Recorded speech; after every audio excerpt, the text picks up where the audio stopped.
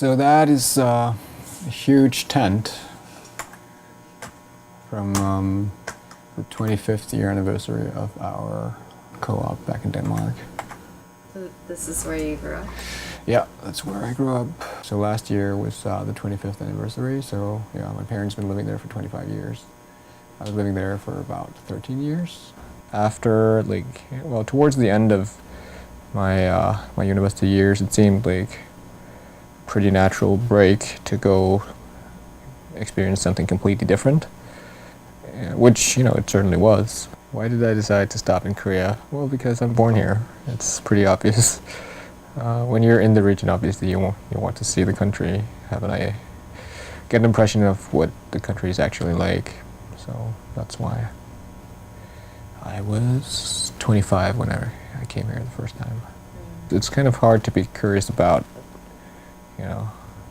I hadn't really been that curious because you don't know, you don't even know what questions to ask before you come here, because there's really not a lot of information about Korea and Denmark. This is not pre-internet, but I grew up pre-internet, right?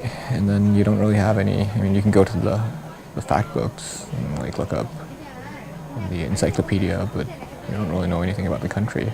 Let's start with the good. It's a very good community. It's extremely useful to, bounce your thoughts and ideas off of other adoptees, and, off of Koreans as well. It's good to have an environment where you ethnically fit in, and to experience that part, to be part of, majority culture or at least just majority ethnicity for a while. And, food's good. Things are cheaper than in Denmark, a little, at least, some things. Internet here is great. Speed, internet speed is awesome. The bad part, it's kind of depressing to see, well, not depressing, it's understandable, but at the same time depressing to see a country that's this rich, but at the same time don't have a contingency plan for, social welfare model, which, by all means it should have, because, the Korean people deserve that. It's depressing to see how much people work and how little they get for it. And it's depressing to see how socially conservative the country still is on a lot of fronts.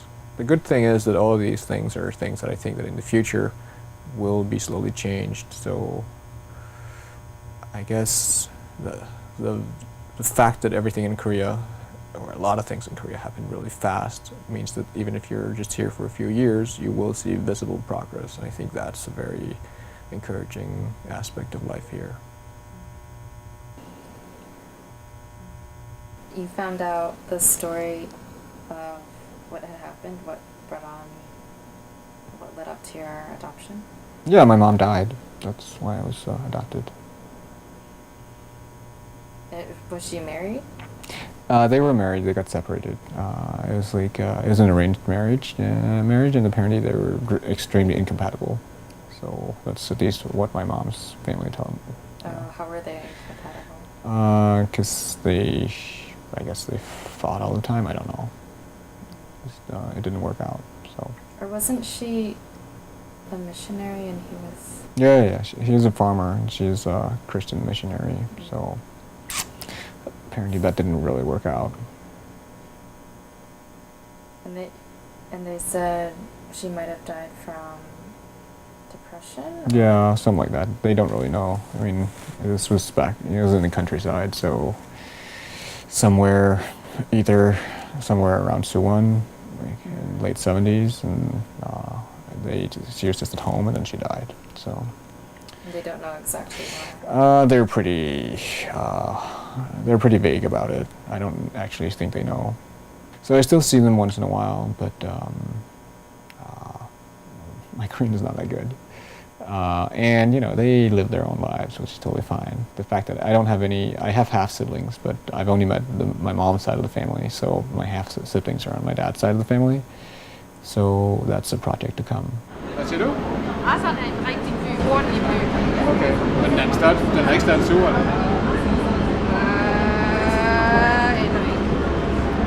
Asan people come to have sauna. For hvad? Sauna, spa. Like you are? You're a butterfly. I don't know why. Aren't you? Yeah, butterflies. And also, I wonder if we'll be able to recognize him. Like, if he kind of looks like him. Yeah. Papa, yes. It's not crazy to you. It's a bit crazy, but it's been a long time coming. So. Yeah, how long did you say? Well, like since I started, since 2005. 혹시 찾는 사람 아니에요? 찾는 사람 아니에요? 혹시? 찾는 사람 아니에요? 세영이 찾는 사람 아니냐고. 한주. 네, 예, 우리. 그게 찾는 사람이에요? 네. 지금 화장실 안에 있어요. 화장실 안에? 네. 했는데요. 얘 누군데? 아, 그래요? 그래요? 다 왔어요.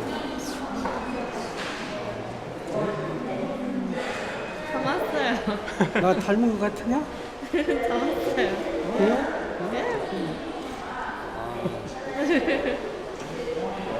잘 컸어. 그래도 그래서. 아, 그래요?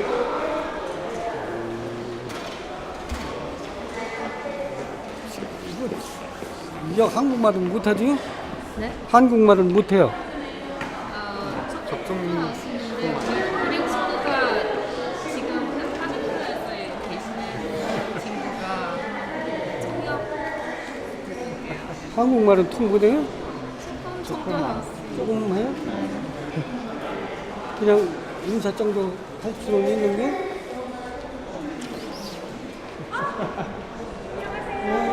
제가 방금 손을 씻고 나와가지고 손이 차가운데. 안녕하세요. 아, 술 많이 먹고. 예. 왜 이렇게 날씬해? 네? 얼굴이. 아, 저. 그래요? 이면 두피넛 바. 예, 예, 예. 어머니 성함을 알고 있었는데 갑자기 물어보니까 당황해가지고 지금 찾는데 시간이. 릭 노이면 쑥? 정정자인데. 정정자. 정정자. 예, 네, 예. 맞아요. 네. 맞아? 네. 들으면 아는데 이 한국 이름이 가끔가다 정청자 맞아? 예, 예. 성자? Jeg har billedet derfra. 사진도 Står det ikke på et eller andet 있고. sted? 아 여기 아니 이거. 따가 치고요. 링은 링은 아까 여기 정성자링 정베스링 정정자 맞네. 정정자 이름은 맞아. 이름 맞아. 그러면 Og med, det er jo så, men han har jo 안 mødt 닮았어요. onkel. Man har mødt med min onkel der også, ikke? 헌웅? 헌웅 그 삼촌 성함이 삼촌은 난 잘못 먹었대.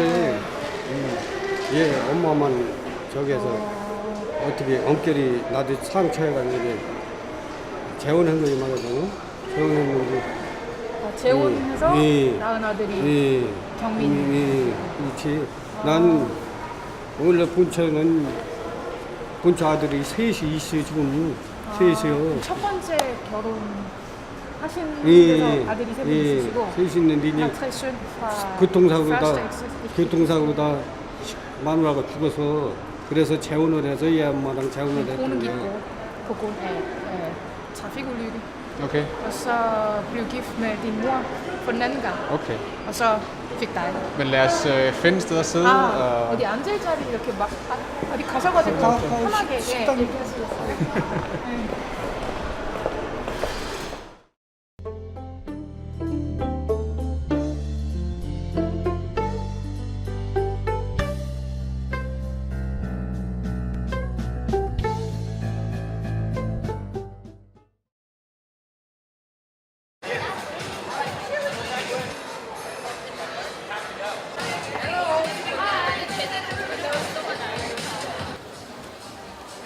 It's real.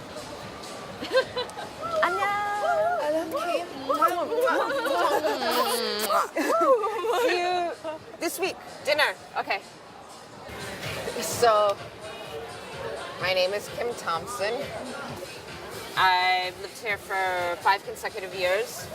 I grew up in South Florida. After I finished high school, I moved to Europe, and it turned into 8 years in Europe. And then after Europe, I moved to Minneapolis, where I lived for 6 years, and then I came here. Tonight was the meat market, which is this queer and allied event that my friend Solu and I have been running together for the past 2.5 years, and that another friend, Rachel Miller, and I started probably about 5 months before that. Before all of this happened, it was very separated in terms of there was the Korean things that happened, and then there was also the Uyghur and like the foreigner stuff that happened. And I didn't think there needed to be this ginormous separation. And in terms of adoptees, I think that, probably as adoptees, I think many of us might agree that we are in the middle, like that we're foreigners in terms of that we're westernized, but we are Korean as well. And so I think that there's the opportunity to have a different perspective and sensitivity, and also there's the responsibility to have that sensitivity. I think just the very fact that I am an adoptee who's doing this, I think that speaks for itself. I mean, I've heard it said that there's somewhere around 100 to 200 adoptees living just in Korea at any given point. Like living here full time, and that being more than just like the summer or 6 months. Every time we've done meat markets, it's been a very different crowd, which I think is really interesting because there are only so many people who live here. There's only so many queers, and within that, and it's always a very diverse crowd. So on one hand, I'm very surprised by the amount of allies there are, about the amount of queer people there are, and then with Korean nationals, I'm not so much as surprised by like, oh, queer Koreans come out. I'm surprised by the straight Koreans who come out just to show their support and who are very genuine in that support. You're not getting this.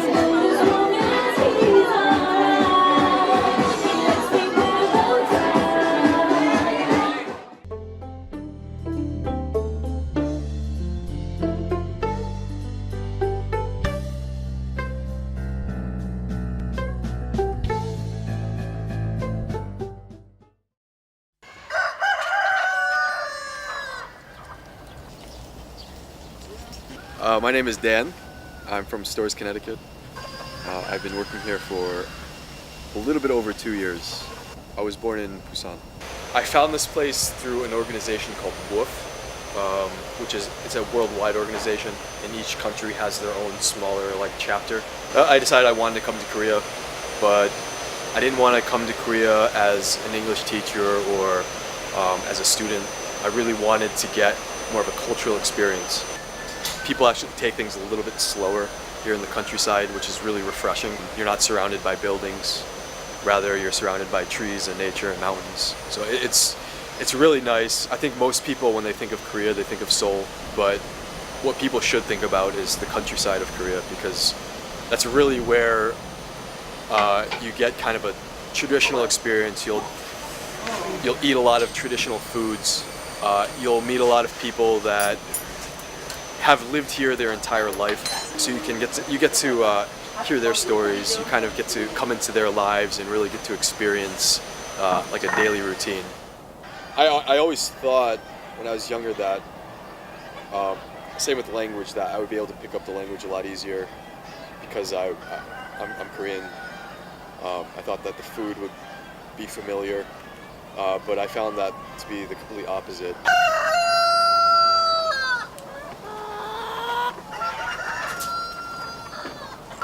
This is like the adoption agencies.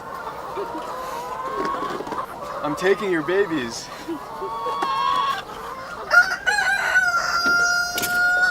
I'm sorry for taking your babies. Growing up, I was very much pro adoption. Since I came to Korea 2 years ago, I've kind of changed my mind, and I think before I was really ignorant on the topic of adoption. You know, you start to find out reasons why kids are being put up for adoption, and those reasons aren't, you know, the most pure reasons. Single mothers are being forced to give up their children because there aren't, Korean society doesn't allow single mothers to basically keep their kids. They don't make it easy for them. A lot of it, I think, has to do with money. I think the adoption agencies really, a lot of them don't really care about the kids, whereas they care more about the money. So, and a lot of things have been coming out as of late about these flaws in the adoption systems here in Korea. The moms are like neglecting it. We need to make a ramp for the chick.